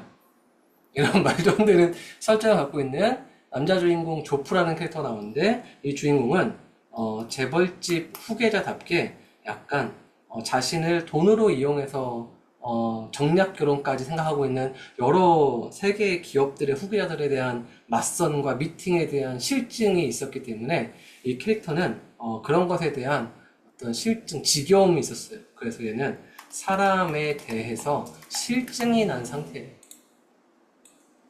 이 캐릭터가 그러다 보니까 둘 다 외롭죠. 이 두 캐릭터가 첫 만남은 어떻게 하냐면은, 이 제이라는 캐릭터가 스페인에 놀러 가서 호텔에 놀러 가는데 때마침 호텔에서 직원의 실수로 호텔 중에 아주 고층의 로얄층에, 밖에 수영장 있는 로얄층에 이 방이 있는데, 여기 방에 여자 주인공만 들어가야 되는데 이 방에 남자 주인공도 마치 빈 방인 것처럼 예약을 잘못한 거예요. 그래서 방이 겹치는 사건이 드러납니다. 아, 여기까지도 클리셰인데 이걸 어떻게 내가 꼬아서 더 특별하게 만들까라는 고민을 했던 것 같아요. 그래서 이 호텔에 간 여자 주인공이 신나서 호텔 안을 막 구경하고, 와, 너무 좋다. 내가 이런 곳에서 휴가를 보낼 수 있다니 하다가 가운을, 그러니까 밖에 수영장에 스파를 하기 위해서 가운을 입고 그 다음에 수영장에 들어가서 발목을 딱 담그는데, 보통 그런 고급진 호텔 수영장의 스파 시스템은 물 위에 꽃과 화려한 장치를 가득 깔아주거든요. 그래서 한 발을 딱 해서 발에서 꽃들이 쫙 물결처럼 퍼지는데, 이 물결의 끝에 조프라는 주인공도 똑같이 스파를 하고 있었던 거예요. 당황한 여주인공한테 그 물결과 꽃길을 가르면서 남자 주인공이 막 다가와서 너는 뭔데 여기 들어와 있어? 라고 하는데, 피지컬, 비주얼 말도 안 되는 남자 주인공이 딱 나타나는 거죠. 이 캐릭터는 안 그래도 사람을 믿지 못하고 사람에 대한 실증을 느끼고 있는 캐릭터 둘이 하필이면 이러한 사건 속에서 둘이 만나서 싸우고 으르렁대고 서로 사람을 믿지 못하니까 더 격하게 싸워요. 그래서 시작할 때, 로맨스라는 장르 시작할 때 주 주인공이 만나서 싸우고 으르렁거리는 장르가 많죠. 이야기를 좀 더 경쾌하고 약간 이야기의 서사를 리듬감 있게 끌어가려고 캐릭터들이 으르렁거리게 만드는 거거든요. 그렇게 두 캐릭터가 안 좋은 인상을 막 싸우는데 알고 보니까 오해였고 직원의 실수였고 서로한테 실수하는 게 미안해지죠. 약간의 죄책감을 품게 되죠. 그러면서 여러 가지 이벤트들이 벌어지면서 휴가 기간 동안 며칠 동안 만나서 지내다 보니까 이 캐릭터가 사실 이 정도의 외로움을 보는데 사람을 믿지 못하는 계기가 비슷하고, 그러면 서로 첫눈에 반한 것처럼 피지컬적으로도 좀 로맨스한 장면도 그래 또 받쳐주긴 해야 되죠. 그러면서 둘이 만나면서 같이 있다 보니까 외롭지 않아졌어 하는데, 여기서 여자 주인공이 이 트라우마를 갖고 있기 때문에 남자 주인공과 가까워지려고 하는 특별한 순간마다 거리를 밀치고 결국에는 휴가가 끝나면은 핸드폰 번호도 다 바꾸면서 고향인 고국인 한국으로 돌아갑니다. 이야기의 이막은 드라마틱한 만남을 끝내고 한국으로 들어왔는데, 로맨스란 장르답게 주인공이 계속해서 외로움이라는, 내면의 트라우마라는, 누군가를 믿지 못하는 마음이라는 이런 것들을 겪고 있는 주인공의 마음을, 이 외로움을 극복시켜야 하니까 작가는 당연히 조프를 한국에 들어오게 만들죠. 그래서 이 둘이 같이 한국에 들어와서 이 호텔 체인이고 얘는 직업이 건축가예요. 그래서 조프라는 캐릭터의 호텔이 한국에서 지어지는데 건축 설계를 하게 되는 역할로 당연히 둘 또 얽히게 됩니다. 근데 여기서 아까 얘기했던 주의점에 대한 이야기를 하려고 사실 이 이야기를 갖고 온 이유가 있거든요. 주인공 이막의 서사에서 캐릭터의 성장 서사가 메인이면 안 된다 라는 것을 제가 로맨틱하게 꾸미는 게 훨씬 더 중요하다, 그 외로움을 서로 어루만지는 과정 서사가 훨씬 더 중요하다 라고 강조했던 것처럼 지금 이야기의 설명 설정 속에서는 제이는 트라우마가 있고 이게 가족을 죽인 가해자가 있고 이 가해자가 자신을 약간 컬렉션처럼 스토킹하면서 모으려고 하고 있어요. 현재 타임에서도 이게 이어지고 있습니다. 그러면은 옛날 서사였으면은 아까 말했듯이 A가 B를 좋아하는데 B는 C를 좋아해, 또는 A가 B를 좋아하는데 B한테는 아픔을 하는 가해자 C가 있어, C를 없애면은 B가 나를 좋아해 주겠거나, 이런 서사를 풀면 안 된다고 했죠. 그래서 이 서사에서 조프라는 캐릭터는 한국에 들어왔더니 가해자가 있어, 현재도 이어지고 있어, 이런 트라우마를 겪고 있어. 그렇다면 얘가 가해자를 없어지면 얘가 편안해지겠구나 라는 것까지는 되지만, 가해자를 없앤다고 얘가 과거에 있었던 상처까지, 이 트라우마까지 극복되는 것도 아니고, 그렇다고 얘가 나를 사랑해줄까? 라는 질문에 대한 답이 나오진 않죠. 그렇다면 이 조프라는 캐릭터는 뭘 하냐면요,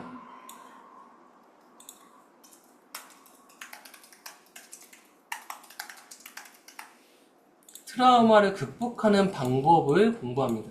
이건 뭐냐면 제가 공부했다는 거예요. 실제로 공부하다 보니까 트라우마를, 제가 뭐 얕은 지식이지만 작품에 녹이기 위해서 정말 열심히 공부했었거든요. 트라우마를 극복하는 방법은 스스로 수면 위의 아픔을 지나쳐서 내면 깊숙한 곳, 무의식 속에 자리 잡힌 아픔까지 들여다보고, 이 들여다보는 과정 자체가 아주 고통스럽고, 아픔을 들여다보는 거니까 고통스럽고 힘들겠지만, 이 고통스럽고 힘겨운 과정 속에서 과거의 아픔을 겪었던 자신을 들여다보는 이 과정이 캐릭터한테 내가 스스로를 동정하게 되고 아끼게 되고 나의 과거를 불쌍히 여기게 되고, 그러면서 자기애가 생기는 과정이 생기면서 트라우마를 극복하는 첫 번째 단계라고 하더라고요. 결국 트라우마 극복은 전문가의 도움을 받든 상담을 받든 스스로의 내면을 들여다봐서 나 스스로에 대한 자기애가 생기는 첫 번째 단계를 시작하는 게 매우 중요하구나 라고 깨닫는 조프라는 남자 주인공은 이 고통스러운 내면을 들여다보는 모든 과정 속에서 대신 해결해 주지 않고 여자 주인공의 곁을 지켜줍니다. 나는 네가 아무도 못 믿을지언정 나는 너의 옆에서 널 지키면서 이 극복하는 과정 속에서 내가 너한테 의지가 되고 마음적으로 위로가 되고 같이 있어줄게. 곁을 지키는 방법을 선택을 해요. 대신 해결해 주지도 않고 이런 방법들 속에서 계속 있다 보니까 제이는 스스로 트라우마를 극복하는 개인적인 성장 서사도 있지만 늘 아픔을 겪고 나오면 남자 주인공이 자신의 외로움을 채워주고 있죠. 그러면서 점점 이 둘이 사랑에 빠지는 순간에 마치 작가가 사이코패스가 된 것처럼 이 둘을 떨어뜨려 놓는 순간 이 둘은 열렬히 사랑하게 되고, 그러면서 이야기의 후반부에 캐릭터의 내면의 심리도 극복하지만 심리를 극복한 모든 과정 속에서 조프라는 캐릭터가 있기 때문에 이 캐릭터와의 로맨스가 너무나도 합당해졌고, 맨 마지막에 엔딩 속에서 이 둘이 결혼하면서 끝나는 서사 구조를 갖고 있는 게 방금 예시로 말씀드렸던 또 다른 사랑이라는 작품이에요. 이런 것처럼 로맨스라는 장르를 만들 때 뭐가 중요한지, 어떻게 풀어내야 하는지에 대한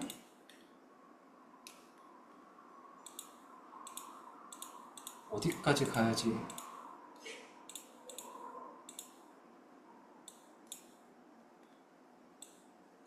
힌트가 되었으면 좋겠다고 생각합니다. 이해되었을까요? 중간에 질문 하나 주셨는데, 뭐 드라마에서 원래 1류의 남자 주인공 탈이나 샤워씬, 이거 요즘은 막 들어가면 독자들이 싫어합니다. 합당하게 클리셰를 쓰더라도 얼마나 독특하고 재밌게 주인공의 샤워씬이나 탈의씬을 넣을까를 고민하던가, 그렇지 않을 거면 안 넣는 게 나아요. 꼭 들어가야 되는 것도 아니고. 예를 들어서 교통사고를 쓴다고 해서 교통사고를 어떻게 바꿔 써야 되는지가 중요한 것처럼, 마지막 로맨스라는 장르를 꼭 이해해야 하는 감정이 하나 더 있습니다. 로맨스라는 장르에서 아주 외로운 만큼이나 정말 중요한 감정선, 요거는 약간 놀이, 우스갯소리, 재미, 농담처럼 들어봐 주세요. 그래도 유익한 내용이 될 거라고 생각합니다. 로맨스란 장르에서 꼭 알아야 되는 감정선 중에 핵심이 뭐냐면 짝사랑입니다. 아까 이야기했듯이 영화가 100분이면은 정말 수많은 헐리우드 로맨틱 코미디 영화를 보면은 90분간 캐릭터들이 하는 건 뭐냐면 결국엔 짝사랑이에요. 이루어지지 않은 사랑을 하고 있는 거죠. 서로 그리워하면서. 그러면서 맨 마지막에 이루어지죠. 그렇다면 짝사랑은 과연 무엇일까에 대해서 작가가 잘 알고 있어야지만 작품을 잘 쓸 수 있는데, 짝사랑 하면은 대부분 다 많은 오해들을 하고 있어가지고 이 이야기를 좀 해보려고 하고 있던 거예요. 짝사랑이라는 키워드가 떠오르면 연관 단어, 연관 키워드는 뭐가 떠오르나요? 열등감.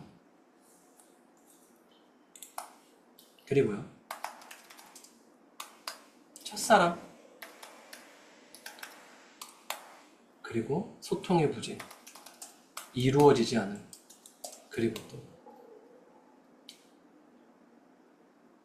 짝사랑을 계속하면 어떻게 되죠? 외롭고 당연히 집착하게 되고, 그러면서 또 고백 공격하고 애증하고 등등의 단어들을 계속 이야기하다 보면은 무슨 일이 스토킹 뭐 더 있으십니까? 이런 거를 물어보고 나면 학생들 대부분이 어떻게 이야기하냐면은 지금 나온 키워드처럼 상당히 부정적인 키워드들이 쉽게 머릿속에 떠올라요. 근데 작가는 늘 독특한 시선으로 대중적인 것을 설명해야 되는 직업이죠. 이런 키워드들 말고 좀 재밌게 표현하려면은 어떻게 해야 될까에 대한 고민을 하면은 이거 말고 다른 것들도 많은 후보지가 머릿속에 떠올라야 되죠. 그런 식의 예시로 하나의 사례를 들어드릴게요. 실제로 이거는 저의 친구인 B군의 이야기입니다. 이 B군은 8명의 친구 그룹인데 그 안에 저는 K라고 할게요.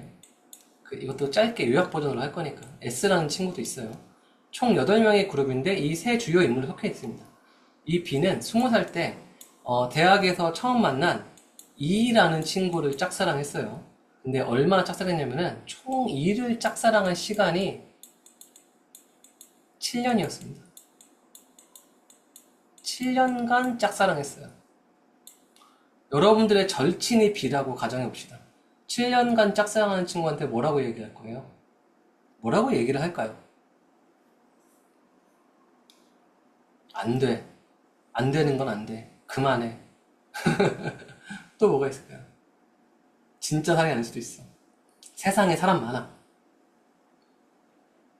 실제로 이 친구였던 저는 그런 마음을 품고 있었지만 그래도 절친이다 보니까 야, 그러지 말고 고백을 해봐. 그 다음에 결과가 나오면 받아들이면 되지 라고 했더니 어떻게 고백을 했냐면은 실제 20살 때 저의 독립된 자취방은 이런 구조였어요. 여기 출입문이 있고 여기 이렇게 창문이 있어요. 여기에 제가 자취방에 있다 보니까 많은 저희 친구들이 와서 술을 같이 먹었습니다. 이를 필두로 해서 여자 동기 셋, 저랑 B라는 친구랑 같이 술을 먹었어요. 그래서 술 게임을 하죠. 자꾸 B가 걸려요. 그런데 묻습니다. 너 혹시 우리 과에 좋아하는 애 있어? 하면은 때때로는 거짓말도 하고 다음에 멋진 고백을 위해서 피해야 되는데 B는 있어 이렇게 대답을 했어요. 또 걸렸어요. 혹시 너 이 안에 우리 학교 중에 여기에 있어? 그러니까 B가 그럴 때는 그냥 대답 안 하고 술 마시면 되잖아요. 간접적인 대답일지언정.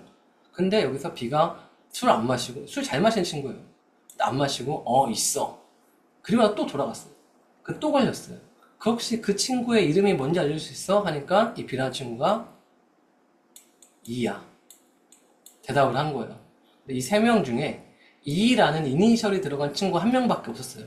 이렇게 나가가지고 저는 요 창문으로 보이는데 여기서 셋이 긴급회의를 하기 시작합니다. 그리고 나서 오늘 재밌게 많이 마시고 잘 놀고 들어가기로 한 이 셋의 친구들이 1차가 시작하고 2차가 가기도 전에 우리 기숙사 가야 돼 하고 도망갔습니다. 이 B라는 친구는 야, 고백하라며. 나는 그렇게 고백하라고 했냐? 라고 하면서 밤새 둘이 술을 먹었던 기억이 나요.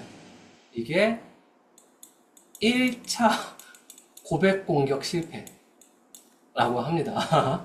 그리고 나서 이 E라는 친구는 요 그룹 내에 있는 S라는, 저는 K고요. S라는 친구랑 실제로 사귀었고 헤어졌는데 그 사이에 B가 군대를 갔다 왔어요. 근데 이것도 웃기죠. 이 S라는 친구가 B라는 친구가 받아줄지 안 받아줄지가 더 중요한데 갑자기 S라는 친구가 B라는 친구한테 이야기 듣고 제 기억에 남는 게 야, 나 걔 좋아해도 되냐? B가 나는 이미 차였는데 네 맘대로 하렴. 막 이런 우정다짐을 보고 있으면서 혼자서 속으로 꼴값들 하고 있네 이러면서 봤던 기억이 나요. 근데 사귀었다가 헤어지고 군대 갔다 와서 2차 고백 공격을 합니다. 근데 2차 고백 공격을 할 때는 아주 젠틀하고 멋지고 소박하고 과장되지 않게 아주 멋지게 고백을 담담하게 잘했어요. 그리고 나서 거절당하고 차였습니다. 그리고 난 게 이게 한 3년 차예요. 그리고 나서 4년을 더 좋아했죠. 무슨 일이 벌어졌냐면은 1, 2차 고백을 3년 내에 다 하고 나서도 4년을 더 좋아해서 7년 차까지 간 거예요. 이 B라는 친구가 E라는 친구를 고백할 때. 그러면 이 7년 동안 아까 8명이 있는 그룹의 친구들은 어떻게 이야기하냐면은 너 그만해. 답답해. 차였는데 왜 계속 좋아해? 너 어차피 답이 없는 거 알잖아. 라고 하면은 이 B라는 친구는 어떻게 이야기하냐면은 자려고 누우면은 천장에 걔 얼굴이 보여. 막 이런 이야기도 할 정도로 정말로 사랑에 깊게 빠져 있었던 친구예요. 그러면서 이 친구들은 점차 뭐라고 하는 것도 지쳐갑니다. 더 이상 뭐라고 하는 것도 지쳐서 야, 됐어. 네 얘기 하지 마. 좋아해도 나 지금도 어제도 지난주에도 하면은 됐어. 거기까지만 우리 듣고 싶지 않아. 라고 하는 게 지나갔습니다. 그 중에서 유일하게 스토리 작가도 같이 꿈꿔왔던 저는 다른 사람인 척 해석을 하고 싶어가지고 야, 나는 다른 애와 달라. 나 너 응원하고 있어. 속으로는 그렇게 생각하지 않으면서. 그런 마음은 뭐야? 하면서 막 궁금해서 막 물어봤던 기억도 나요. 그리고 온갖 비난을 받던 이 B라는 친구가 7년이라는 시간을 꽉 채우고 나서 친구들을 모아놓고 나 이제 그만할래 라고 이야기했습니다. 근데 친구들이 야, 잘했다, 잘 생각했다 라고 이야기하다가 갑자기 이 B라는 친구의 말에 나머지 8명 중에 7명의 친구가 이 친구한테 다 같이 미안하다고 했어요. 야, 우리가 미안하다. 우리가 잘못했다. 이렇게 사과를 하게 됐어요. 짝사랑을 길게 하고 있다고 욕만 했던 우리가 너무나도 미안하다. 라고 했던 계기가 뭐였냐면 시작은 살짝 무서울 수 있어요. B라는 친구가 3년 차에 2차 고백 공격을 하고 깨달았대요. 아, 내가 좋아하는 E는 세상에 없구나. 나는 E로부터 시작된 이 다시를 좋아하고 있구나. 시작만 조금 무서워요. 라고 생각을 했대요. 근데 이 이야기가 뭐냐면은 짝사랑을 하다 보면은 데이트하는 상상도 하고 대화하는 상상도 하고 여러 가지 상상을 하는데 실제로 못하죠. 실제로 그런 일이 벌어지지 않죠.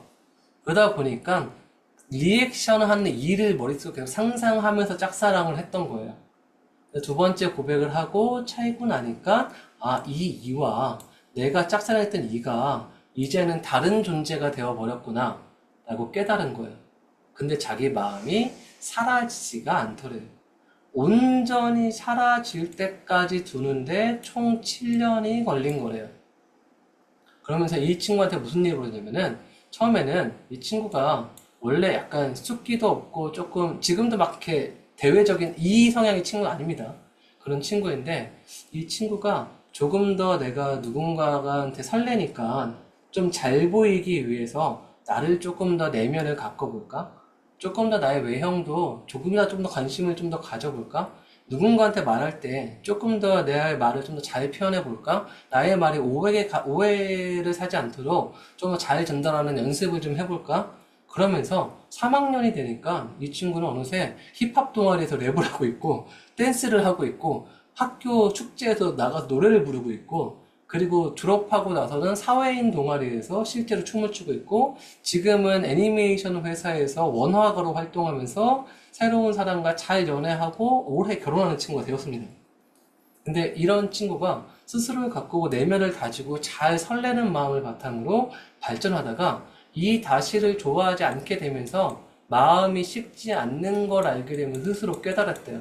아, 나는 누군가를 한번 좋아하기 시작하면은 잘못된 방법으로 내 마음을 강요하지도 않고 어떠한 폭력과 집착과 스토킹을 전혀 하지 않으며 이 마음을 좋게 표현하고 노력하고 그 마음이 온전히 사라질 때까지 다른 데 눈을 돌리지 않고 그대로 두는 사람이었구나 라고 깨달은 게 자신에 대한 자존감을 더 높게 만들어줬대요. 그런 마음으로 마음이 온전히 사라질 때까지 기다린 게 7년이었다고 하더라고요.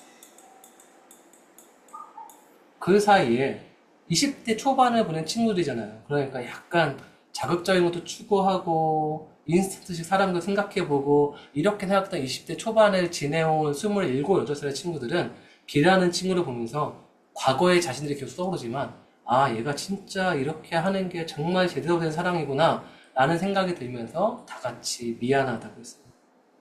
자, 이 이야기 예시를 하는 데에는 아주 핵심 키워드가 그거예요.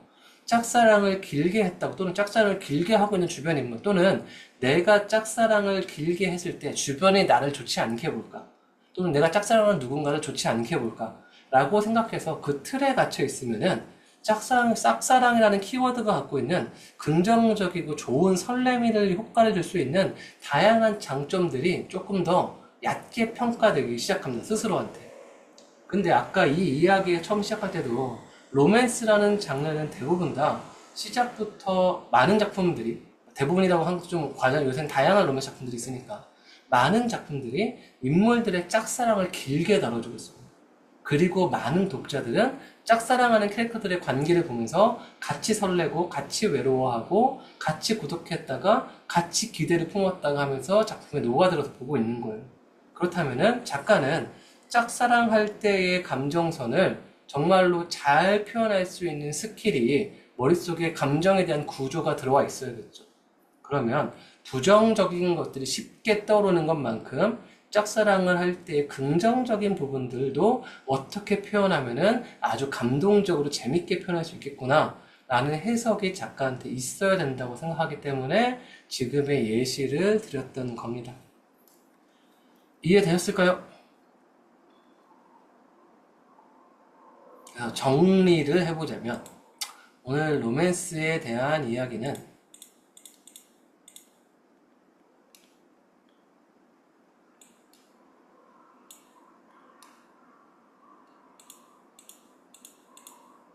아까 뭐 위로 올렸던 것 같은데 잠시만요.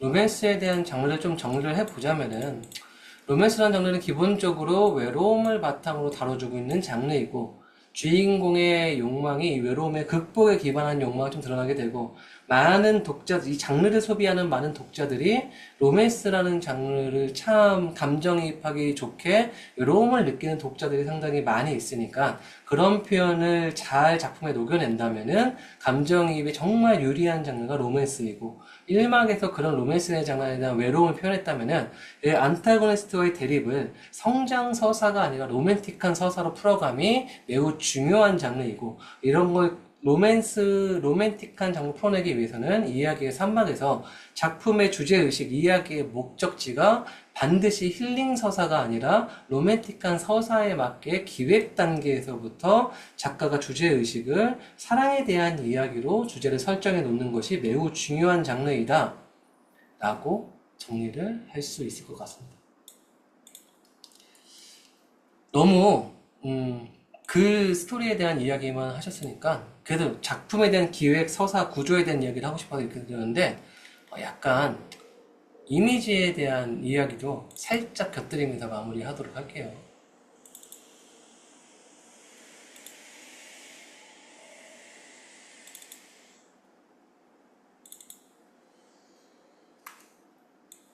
최근에 완결한 작품의 캐릭터 시트죠.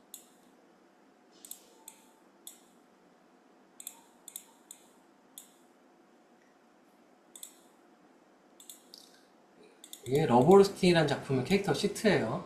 근데 이걸 보여드리는 이유는 최근에는 캐릭터들의 의상이 매우 중요해졌어요. 그러니까 최근에 여러분들이 만약에 나도 언젠가 로맨스 장르를 풀어내야지 라고 생각을 한다면 캐릭터들이 요새 의상을 어떻게 입혀야지 조금 더 현대 독자들에 적합할까에 대한 고민이 이거는 타겟층이 30대 초반이거든요. 30대 초반의 타겟층의 작품이다 보니까 조금 더 사회인스럽게 어른스럽게 의상들을 어린 커플도 나오지만 어른스럽게 의상을 잡아낸 거죠. 그렇듯이 의상에 대한 고민도 상당히 많이 필요한 게 요새 로맨스 장르의 매우 큰 특징. 그래서 저는 실제로 제가 스토리 마감을 치면서 쿤티를 그리는 작품, 쿤티를 안 그리는 작품 나눠져 있긴 한데 대부분 다 쿤티로 이미지를 전달할 때 또는 한 문서 파일로 스토리를 전달할 때 두 가지 버전을 다 마감할 때 전부 다 의상자를 전부 다 첨부해서 제가 부르는 편이에요. 실제로 이렇게 이런 의상을 입고 나와야지 요새 좀 웹툰에 좀 적합하다라는 생각을 갖고 있기 때문에 실제로 즐겨찾기 되어 있는 쇼핑몰만 한 7, 80개? 이렇게 해서 정말로 의상을 찾아가지고 인물에 맞춰서 화별로 바꿔서 그래서 좀 전달하는 편입니다. 여러분들 로맨스라는 장르를 할 거라면 사랑에 대한 이야기고 사랑에 빠지는 판타지적인 현대물도 사실은 현대 판타지라는 느낌으로 말도 안 되는 주인공들이 나오죠. 그런 장르이기 때문에 의상도 많이 신경 써야 되는 시대이다 라고 알고 계셨으면 좋겠습니다. 혹시 뭐 마무리되어 가는데 질문 있으실까요?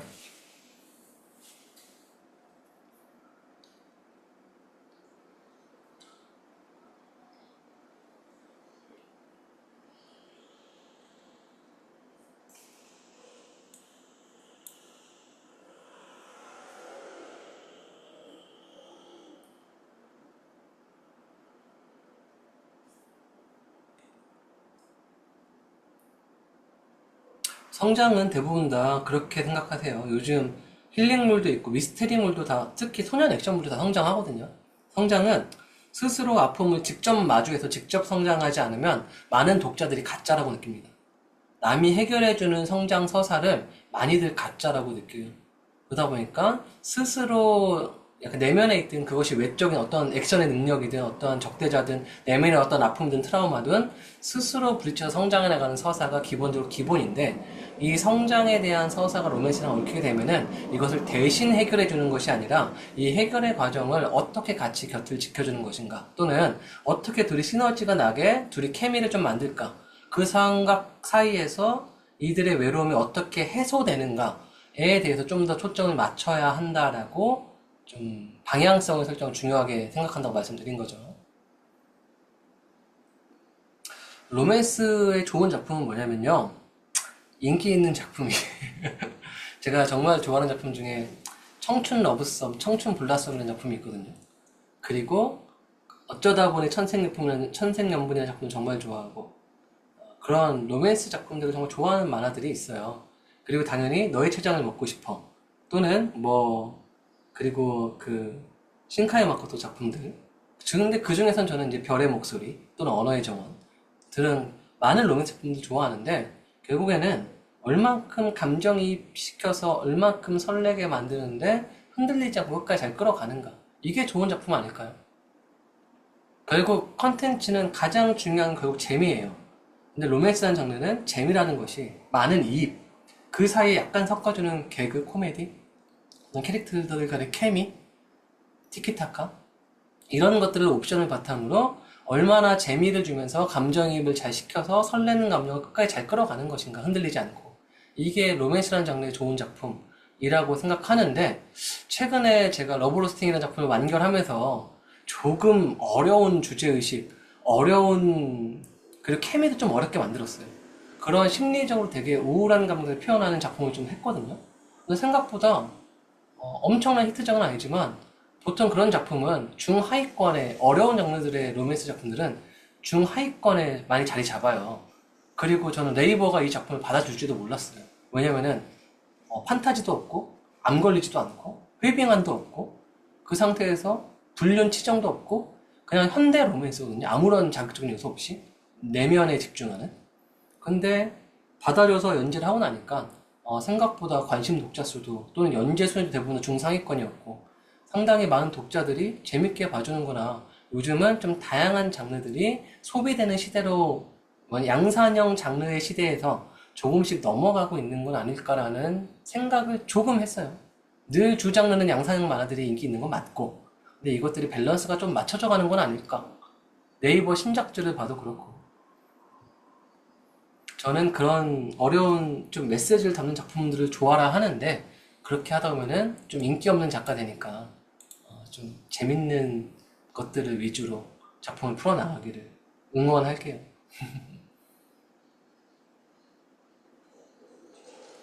혹시 또 뭐 질문? 네.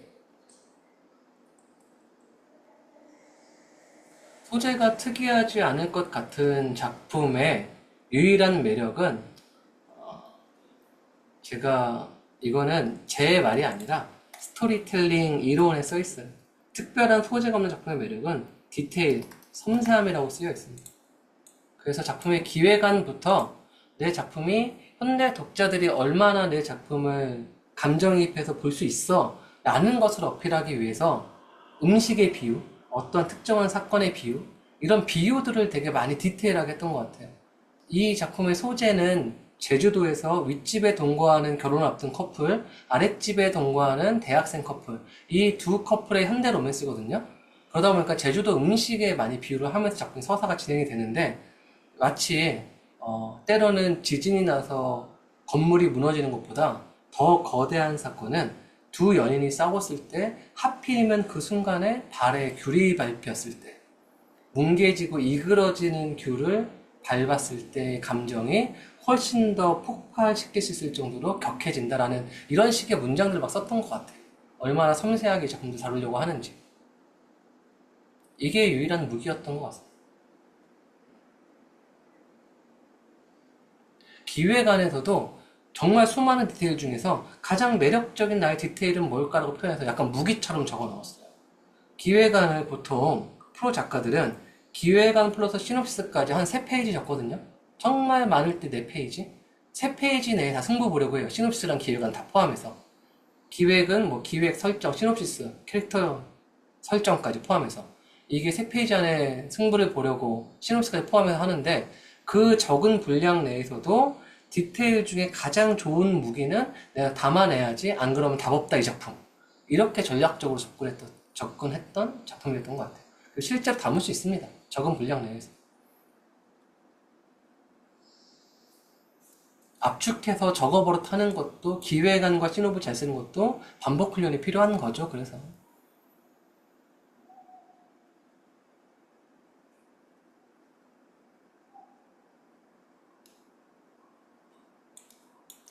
저는 같은 장르만 하지 않고요.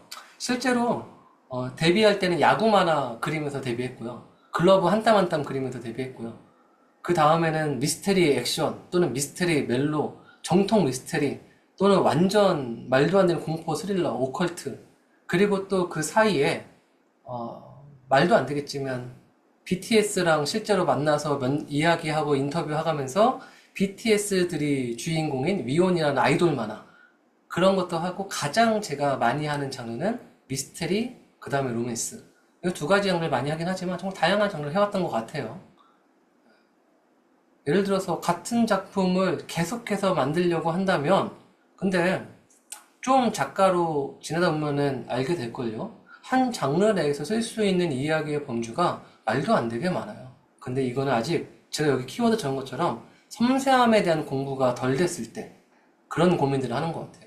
아까 말했듯이 클리셰도 어떻게 바꿔 해석할 것인가 같은 전쟁도 난 어떻게 표현할 것인가 이런 섬세한 터치들이 좀 덜 들어갔을 때 그런 공부가 학습 덜 됐을 때 이런 고민들이 좀 되지 않을까 그래서 해석에 대한 연구 공부를 조금 더 하시는 것도 저는 그림 정말 열심히 그렸어요. 그림 중요합니다.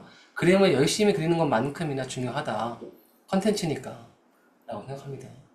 디테일을 담는 팁은 이건 우스갯소리로 마무리합시다. 실제로 로맨스라는 장르를 가장 잘 쓰는 작가는 세상에 두 종류밖에 없대요. 한 번도 연애를 안 해봐서 꿈과 환상을 잘 쓰는 작가, 아주 아름답게. 두 번째로 많은 경험을 통해서 경험의 디테일을 컨텐츠적으로 녹여낼 수 있는 작가라고 이야기를 하더라고요. 근데 결국에는 다 경험할 수 없고 아예 시작부터 모서리 않은 사람의 경우에는 결국 많은 간접 체험, 직접 경험하는 것에는 한계가 있으니까 그런 것들을 할 필요가 있지 않나. 저는 로맨스라는 장르를 보는 거, 미스테리라는 장르를 보는 것도 엄청나게 좋아합니다. 특히 제가 좋아하는 장르는 예를 들어서 드라마가 16부작짜리 드라마 국내에 많잖아요. 각 화마다 10번씩 봐요. 그 정도로 작품을 보는 걸 좋아해요. 그냥 처음에는 그냥 봤다가 분석하면서 보고 공부하면서 보고 많이 간접 체험하는 것도 얼만큼 이입했느냐에 따라서 디테일한 감정선을 스스로 해석하는 게 달라지니까 보면서 공부하고 느껴보는 걸 작품에 녹여내는 거, 경험을 녹여내는 거 이런 것들도 매우 중요하다고 생각을 합니다.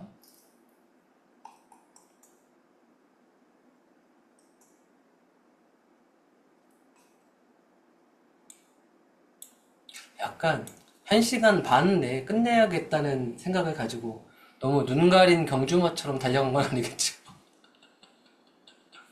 계획했던 설명을 다 하고 싶어서 좀 빠르게 설명을 한 것도 있었다면은 영상이 올라간다고 하니까 혹여 관심이 있다, 혹여 몇이 좀 관심이 있다면 천천히 봐보시길 추천드리고 대화를 재밌게 쓰는 거는 제가 실제로 대학에서 강의할 때 대사에 관련된 수업만 2주차에 나눠서 하거든요.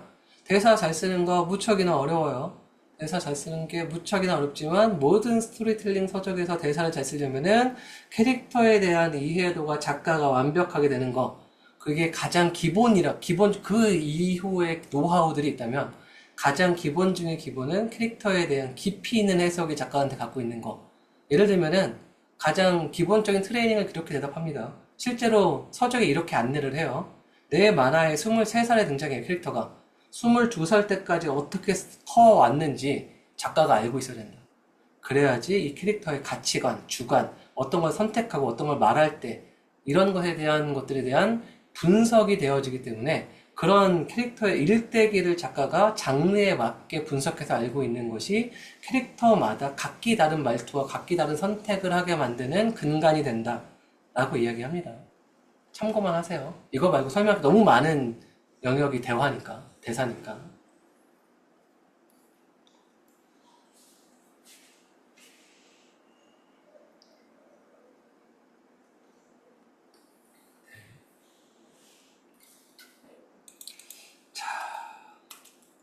그러면 슬슬 마무리를 하실까요?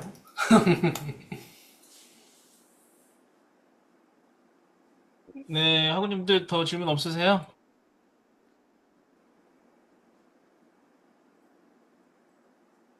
아, 아, 네. 감사합니다. 감사합니다. 네, 특강 후기 지금 적어서 올려주셔도 되고요.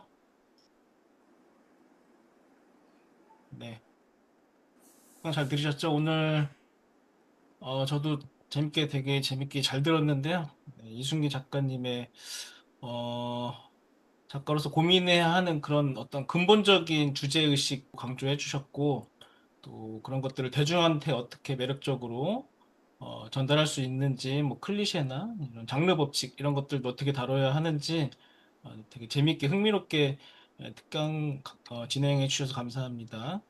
어, 우리 학생들 중에 또 로맨스 장르 추구하시는 학생들이 꽤나 많이 있는데 오늘 특강 내용 되게 도움이 많이 됐을 것이라고 생각을 하고요. 네. 오늘 늦은 시간까지 로맨스 장르에 대한 재밌는 이야기 해주신 이순기 작가님께 큰 박수 부탁드릴게요. 네, 감사합니다. 감사합니다. 네, 오늘 특강은 여기서 마무리하기로 하고요. 2주 뒤 8월 20일 수요일 같은 시간 9시에 두 번째 여름방학 특강 웹툰 장르의 비밀 미스테리 장르 특강이 또 예정이 되어 있으니까 또 그때 또 다시 많은 참여 부탁드리도록 할게요. 네, 오늘은 여기서 마무리할게요. 감사합니다, 학우님들. 네, 감사합니다. 수고하셨습니다. 수고하셨습니다. 네. 선생님 수고하셨습니다.